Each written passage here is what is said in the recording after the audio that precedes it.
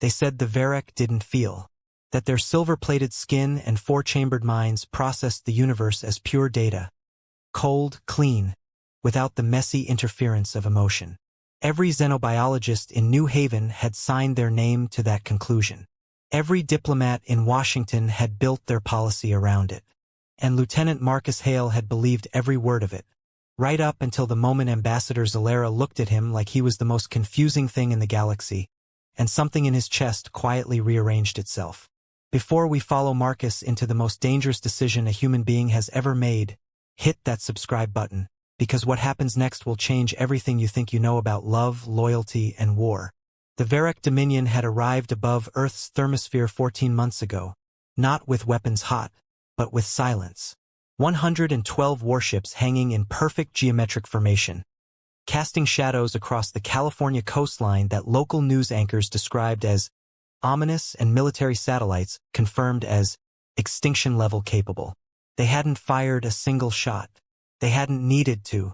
The Varek communicated their terms through a single broadcast on every frequency humanity owned. Join the Dominion as a client species, surrender independent governance, and live. Refuse and become a historical footnote. The United Earth Council had 30 days to decide the fate of 8 billion people. Marcus Hale wasn't supposed to be the man standing between humanity and that answer. He was 31 years old, a mid-ranked diplomatic security officer from Hartford, Connecticut, assigned to protect the human negotiating team at the summit aboard the Varek flagship throne of calculated stars. He was good at his job, quiet, perceptive, professionally invisible. He wasn't supposed to make friends with the enemy. He certainly wasn't supposed to notice the way Ambassador Zelara paused, just briefly, just once, when she first walked through the summit chamber door and her gaze found his across the room and stayed there half a second longer than protocol permitted. He told himself it was threat assessment. She was tall, silver-skinned, her second pair of eyes, the pale violet pair that the Varek used for what humans called peripheral emotional reading, were open slightly wider than the others. Her rank insignia marked her as the Dominion's senior emissary, which meant she held more actual power in this room than any human alive. He told himself he was cataloging her the way a soldier cataloged a weapon. He was lying to himself, and some quiet, traitorous part of him already knew it. The summit began badly. High Chancellor Dovin, Zelara's superior, a barrel-chested Varek with the emotional range of a loading dock, opened negotiations by reminding the human delegation that the 30-day window was a courtesy, not a negotiation. Ambassador Chun from the United Earth Council responded with practiced diplomatic steel. Documents were exchanged. Translators worked overtime. And somewhere in the middle of humanity's formal objection to Clause 7, the one about economic tribute, Zelara leaned slightly toward Marcus, not enough for anyone else to notice, and said quietly, "You keep watching the exits." Marcus kept his voice flat. He said it was protocol. She said, "You've checked the same exit 4 times. Either you expect an attack, or you're planning to run." The faintest shift crossed her features. Not quite a smile, but the ghost of one. "Which is it, Lieutenant?" He said very calmly that he wasn't planning to run. She held his gaze for exactly 3 seconds, long enough to matter, and returned her attention to the documents. Oh, he thought, this is going to be a problem. He didn't know yet how right he was. He didn't know that Zelara had never initiated casual conversation with a lower status being in 11 years of diplomatic service. He didn't know that among the Varek, speaking without purpose was considered a form of intimacy. And he didn't know that someone on that ship was already watching them both.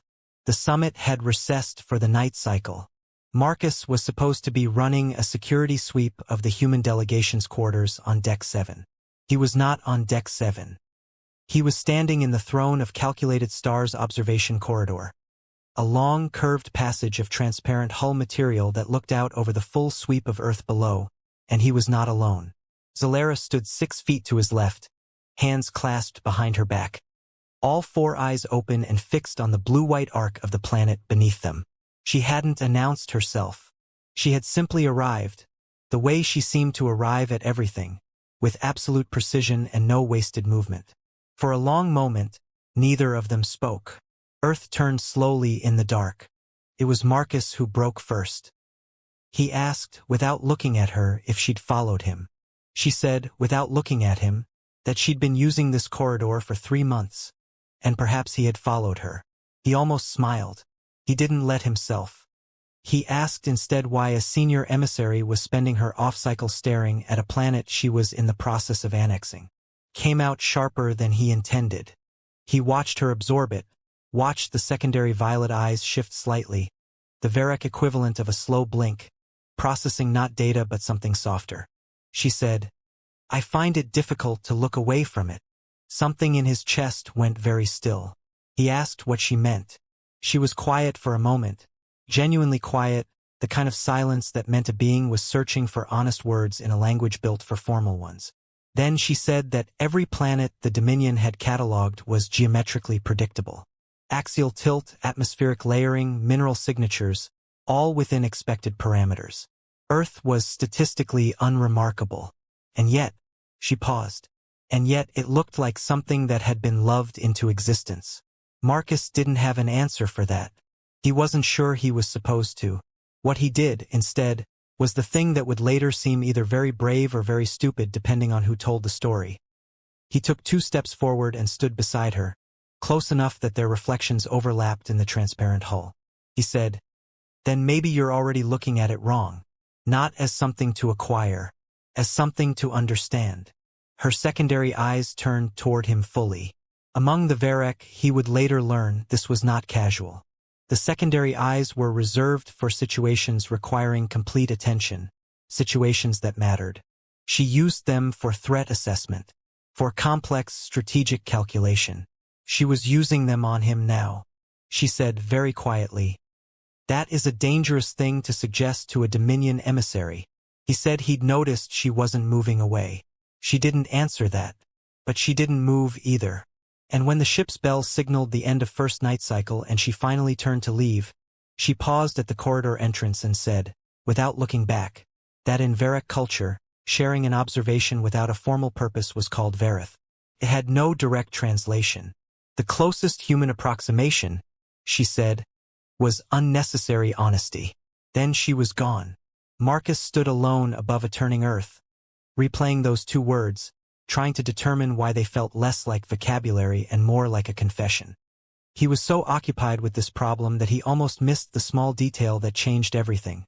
The reflection in the hull, a half-second before Zelara left, that showed her secondary eyes had not closed. They had stayed open, trained on his reflection all the way to the door. She had been watching him even as she walked away. Among the Varek, he would later understand, this was not nothing. This was the opposite of nothing. And somewhere behind a sealed monitoring panel on Deck 12, a recording light blinked steadily in the dark. The message arrived on Chancellor Dovin's private console at 0400 ship time. Marcus didn't know this yet. He was sitting in the human delegation's briefing room, drinking terrible synthesized coffee, when Ambassador Chan set a tablet in front of him and told him, with the controlled calm of someone delivering terrible news, to read it carefully. The document was a formal Dominion surveillance report. It contained a 14-minute recording of the observation corridor. It contained a timestamp, a transcript, and a recommendation from the Dominion Intelligence Division that Lieutenant Marcus Hale be removed from the summit on grounds of unauthorized emotional interface with a Dominion officer. There was a secondary recommendation in colder language regarding Ambassador Zelara. Marcus read it twice. He set the tablet down.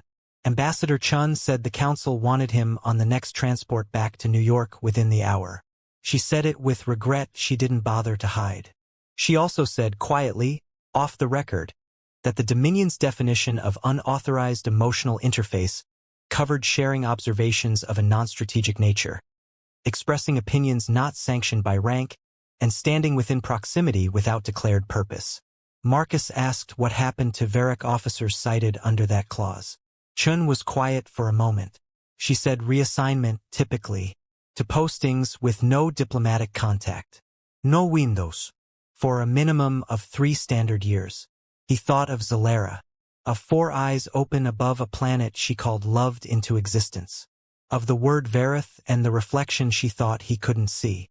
He told Chin he wasn't leaving. She looked at him the way people look at someone walking voluntarily into a burning building. She said that was not a decision he could make unilaterally. He said, with a steadiness that surprised even himself, that he wasn't making it unilaterally. He was making it with full understanding of the consequences, and that sending him home would remove the one unofficial channel of communication the Council had with a Dominion officer who was clearly, quietly, not entirely aligned with her Chancellor's position. Chun stared at him for a long moment. She asked if he was suggesting what she thought he was suggesting. He said he was suggesting that Zelara had initiated Varek with him deliberately, that a senior emissary with 11 years of perfect conduct didn't accidentally share unauthorized honesty with a foreign security officer, that she had chosen to be seen, and that maybe, before humanity signed away its sovereignty, someone ought to find out why. The briefing room was very quiet. Coffee cooled untouched between them. Chun said she would give him 72 hours. After that, she couldn't protect him. Marcus was back at his post on the summit floor when Zelara arrived for the morning session. She didn't look at him immediately. She didn't need to. He knew the moment she registered his presence. Her secondary eyes opened exactly 1 degree wider, the Varek equivalent of a sharp inhale, and her posture shifted almost imperceptibly. Relief he was learning to read. Something that looked, on a silver-skinned being built for calculation, remarkably like relief. He kept his expression neutral, but he angled himself 2 degrees toward her. Enough to be read, not enough to be recorded. Her chin dropped slightly. One nod. Microscopic. She understood. The summit proceeded. Documents exchanged. Dovin spoke of tribute schedules. And under the table of intergalactic geopolitics, 2 people were conducting an entirely different negotiation. One built on angled posture and secondary eyes and a single Varek word that meant unnecessary honesty. What Marcus didn't know was what Zelara had actually been sent to Earth to do. Not to negotiate annexation terms. Those were Dovin's assignment. She had been sent for something else entirely. Something the Dominion hadn't disclosed to the human delegation. Something that, once Marcus learned it, would make every choice he'd made in the past 72 hours look like the opening move in a game far larger than either of them had realized. She was going to tell him. She had decided this in the 0400 darkness after the surveillance report was filed, while she calculated every possible outcome with Varek precision and arrived at the one answer that terrified her most. That telling the truth was the only move that saved them both. She just needed one more moment of Varek. She would get it that evening, and it would change everything. The quantum gardens on Deck 9 were not on any map provided to the human delegation. Zelara had brought Marcus there through 3 service corridors and a maintenance bypass that suggested she had been planning this conversation longer than either of them had admitted. The garden was small. A pressurized chamber of bioluminescent flora from 17 Dominion worlds. Soft light pulsing in slow rhythms the color of deep water. It smelled of something Marcus had no name for. Clean, he decided. Like air before weather. She told him the truth standing in the middle of it, without preamble, the way the Varek did everything that mattered. She had been sent to Earth to assess not its strategic value. The Dominion had calculated that 18 months ago. She had been sent to assess the cost of full suppression. Whether humanity, once annexed, would require active pacification. Whether they would resist in organized ways. Whether they would need to be broken before they could be managed. She was, in plain terms, a pacification analyst. Her report would determine whether the Dominion granted Earth a transitional period or imposed immediate resource extraction, population redistribution, and cultural dissolution. She had filed her preliminary report 3 weeks ago. Marcus stood very still in the blue shifting light. He asked what her preliminary report had said. She said it had recommended full transitional status. Cultural preservation protocols. A 30-year integration period with maintained self-governance structures. He asked why. She was quiet for a moment that stretched long enough to become its own kind of answer. Then she said, "Because I watched them." She wasn't looking at him. She was looking at a small luminescent plant, its fronds moving in the recycled air. "I watched humans for 4 months before you arrived. The delegation, yes, but also the crew of the orbital station and the broadcast signals, and the children's programs your planet sends into open space apparently just to fill silence." A pause. "You tell stories to the dark, Marcus. You send music into a void that doesn't answer. That is not the behavior of a species that can be dissolved without consequence. He heard what she wasn't saying. He heard it clearly. He asked what Dovin's response to the report had been. She said Dovin had rejected it, that the Chancellor had filed a counter-recommendation for immediate full annexation with accelerated resource protocols, that her report had been classified and her authority on the matter formally suspended, that she was to return to the Dominion core system within 10 days, after the human delegation signed the terms. Marcus sat down on a low bench between two flowering plants that glowed like held breath. He looked at his hands. 8 billion people. 30 years of transition or immediate dissolution. The difference between those two outcomes was a classified report that one silver-skinned emissary had written in good conscience and one chancellor had buried.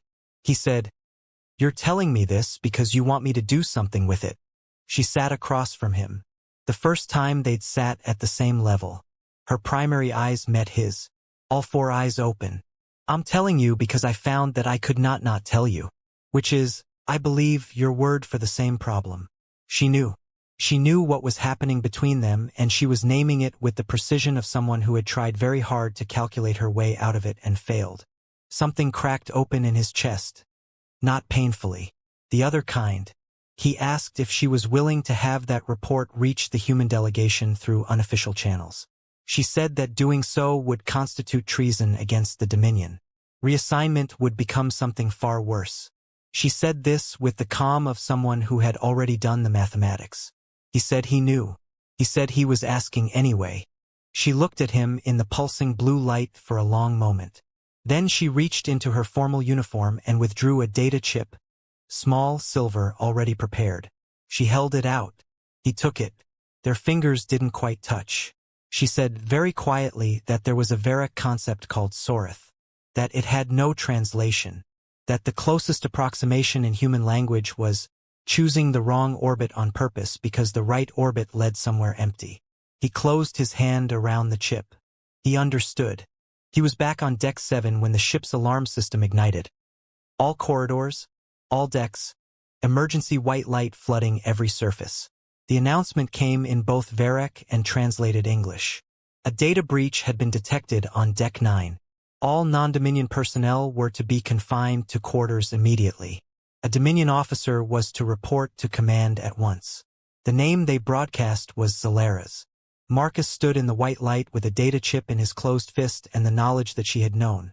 She had known the garden was monitored. She had known this was how it would end, and she had handed him the chip anyway. Sorith. The wrong orbit. On purpose. He had 72 hours left on Chen's clock. And now none at all. They confined the human delegation to 4 rooms on Deck 7 and posted guards at every exit. Ambassador Chun received a formal communication from Chancellor Dovin informing her that a security incident was under investigation and that the delegation should prepare for an accelerated signing ceremony, now scheduled for the following morning. The 30-day window, Dovin said, had produced sufficient deliberation. Marcus had 14 hours.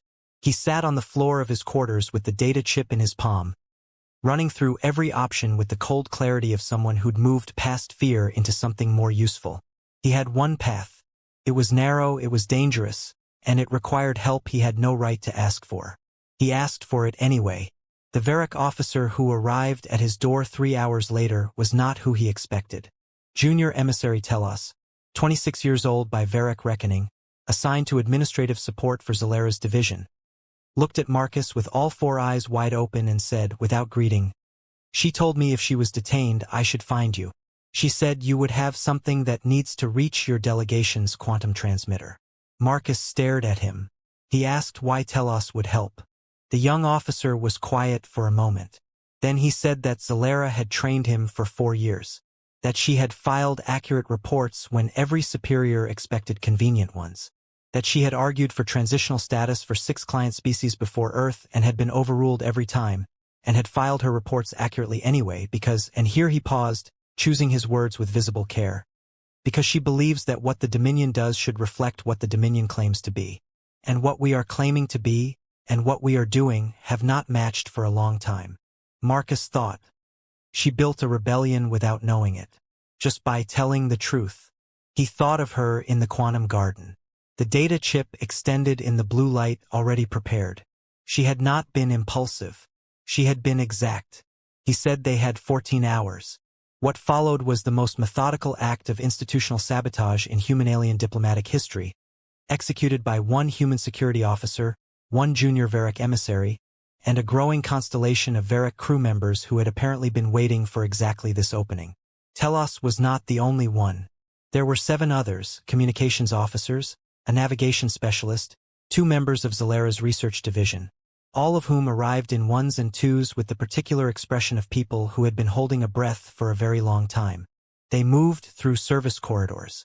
They bypassed 3 monitoring stations using access codes Zelara had distributed before her detention, apparently under the guise of routine administrative updates. They were careful. They were fast. They were, Marcus noted with something like wonder, angry, quietly, precisely, unmistakably angry. These were not rebels by nature. They were bureaucrats who had watched accurate reports get buried one too many times. He reached the human delegation's quantum transmitter at 0200. It took 11 minutes to encode and transmit Zelara's full report, the suppressed data, and a secondary file Telos had added. A list of 6 other client species who had received accelerated annexation after pacification recommendations were overruled. Proof of a pattern. Proof that what was happening to Earth had a precedent, and that the precedent had not ended well for anyone. The transmission went to the United Earth Council's emergency channel in Washington, to the Secretary General in New York, to 3 independent stations in Massachusetts that the Dominion had not thought to monitor because they had not thought a mid-rank security officer would know they existed. Marcus had grown up in Hartford, Connecticut. He'd done his graduate work at UConn and his security training in Washington. He knew every emergency channel on the eastern seaboard. One advantage of being a small species from a small planet. You know every corner of your own house. He was back in his quarters when the ship's systems registered the transmission. When Dovin's voice came over the command channel, no longer formal, something raw and furious beneath the translation, ordering a full lockdown and the immediate arrest of 7 named crew members, Marcus sat quietly and thought of Zelara. He thought of her in detention somewhere on this ship, silver-skinned and precise, having chosen her wrong orbit with full knowledge of where it led. He thought, I'm gonna get you out. And then the human delegation's channel lit up. It was Ambassador Chin. Her voice was controlled, but her words were not. The United Earth Council had received the transmission. Independent verification was underway. An emergency session had been convened. The signing ceremony was being formally suspended pending review. Earth had bought itself time, but the ship was in full lockdown. Zelara was in detention. And Dovin now knew exactly what had happened and who had made it happen. 14 hours had become something simpler and more dangerous. Morning. And morning was coming fast. Dawn came to the throne of calculated stars the way it came to empires built on certainty, without mercy and without warning. Chancellor Dovin's orders were precise. The human delegation would sign the accelerated terms or be detained as hostile foreign agents. The 8 Varek crew members who had assisted the data breach would be transferred to a core system facility by end of day, and Ambassador Zelara, formally stripped of rank in a 3-minute administrative procedure that Dovin conducted alone, would be transported to a research posting on the Dominion's outer rim, the kind of assignment from which no one returned with their career or their spirit intact. Dovin transmitted all of this to the human delegation at 0600. He gave them 1 hour to comply. He made one critical mistake. He transmitted it on an open channel. Marcus heard it in his quarters. Telos heard it in the service corridor where he'd spent the night with 2 other crew members, all of them waiting. Ambassador Chun heard it in the delegation briefing room and immediately forwarded it, in full, unedited, to every independent news network on Earth that still had signal clearance. Within 11 minutes, the open-channel recording of a Dominion chancellor threatening the imprisonment of Earth's diplomatic team and the exile of his own emissary for filing an accurate report was playing on screens in New York, Los Angeles, and Hartford, Connecticut. Within 22 minutes, 7 independent Earth broadcasting stations were transmitting it toward Dominion space. And within 30, the throne of calculated stars began receiving return signals, not from Earth, from other Varek ships. Telos identified them first. His hands were not steady when he pulled Marcus aside and showed him the incoming frequency signatures on a handheld scanner he was absolutely not authorized to have. 3 other Dominion vessels in the local system. Their communication signals were not directed at Dovin's flagship. They were directed at each other. The content was encrypted in a Varek cipher that Telos, Junior Emissary Administrative Division, recognized immediately, because it was the same cipher Zelara had used to distribute her access codes. She had been building this longer than any of them knew. Not a rebellion built on weapons. A rebellion built on witnesses, on accurate records, on the quiet accumulation of Varek officers who had watched convenient reports replace honest ones for years, and had stayed silent because no one had yet shown them what honesty, spoken clearly, could actually do. Zelara had shown them. Marcus got to the detention block through the last maintenance route Telos knew before the lockdown sealed it. 2 guards.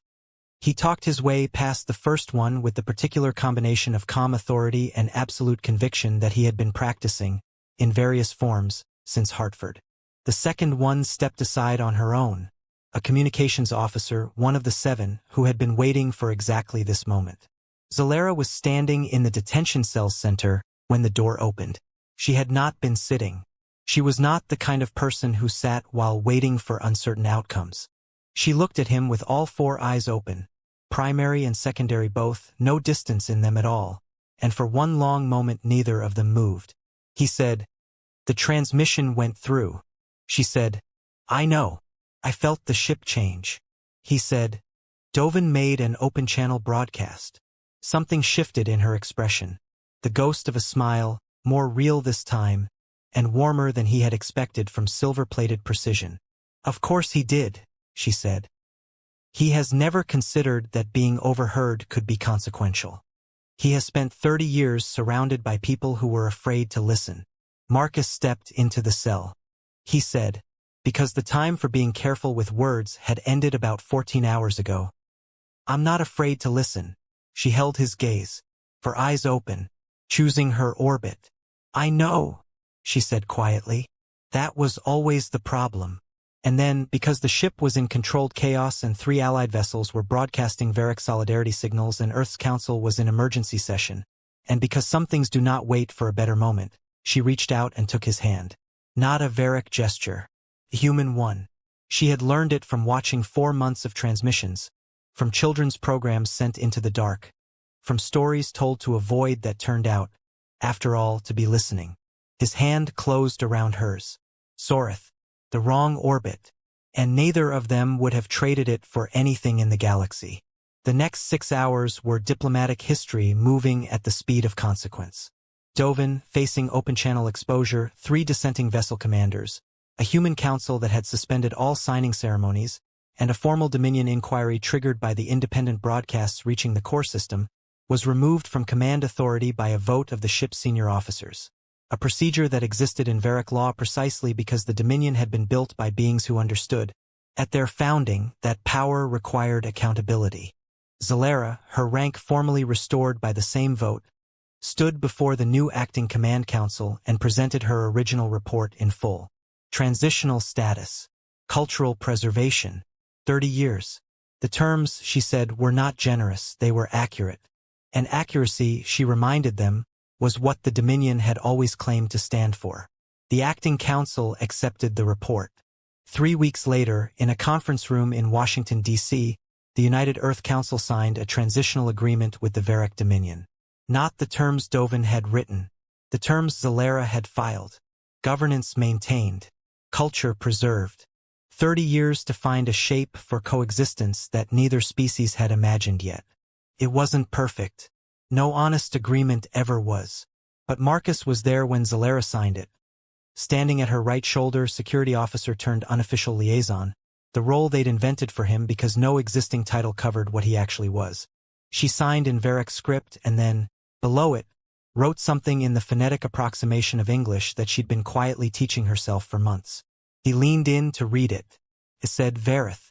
Unnecessary honesty." He signed his witness line below it. Outside the windows of the Washington conference room, the throne of calculated stars hung in the evening sky above the Potomac, visible now without dread. catching the last light the way something might look if you decided to stop being afraid of it. The planet turned beneath it, blue and white and improbably, stubbornly alive. On the ship, in the quantum garden on Deck 9, bioluminescent flora from 17 worlds pulsed in slow colors.